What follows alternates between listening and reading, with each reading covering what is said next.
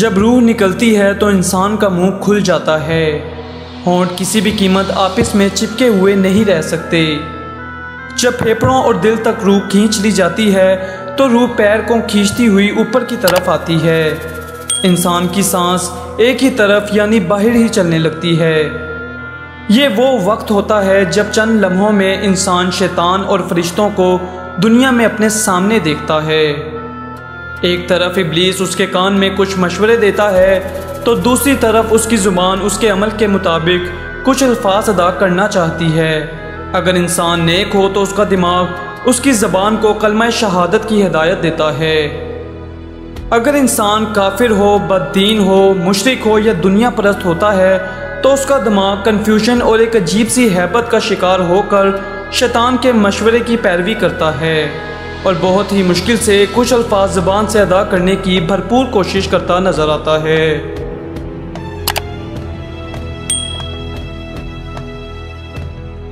ये सब इतनी तेज़ी से होता है कि दिमाग को दुनिया की फजूल बातों को सोचने का मौका ही नहीं मिलता। इंसान की रूह निकलते हुए एक ज़बरदस्त तकलीफ जहन महसूस करता है, लेकिन तड़प नहीं पाता क्योंकि दिमाग को छोड़कर बाकी जिस्म के रूह उसके हलक में इकट्ठी हो जाती है और जिस्म एक गोश्त के बेचान लोथड़े की तरह पड़ा हुआ होता है। जिस्म में कोई हरकत की गुंजाइश नहीं रहती।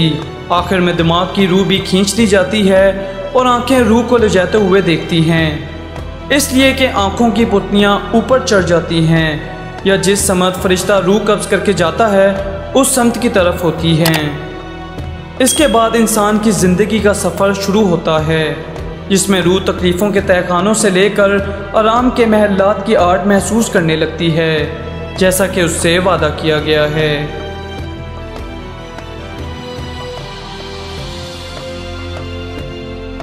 जो दुनिया से गया वो वापस कभी लौटा नहीं, सिर्फ इसलिए कि उसकी रूह आलम बरज़ख का इंतज़ार कर रही होती है जिसमें उसका ठिकाना दे दिया जाएगा।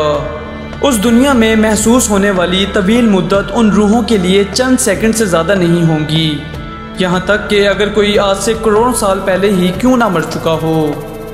मोमिन की रूह इस तरह खींच ली जाती है जैसे आटे से बाल निकाला जाता है, जबकि गुनहगार की रूह खारदार दरख्त पर पड़े सूती कपड़ों की तरह खींची जाती है।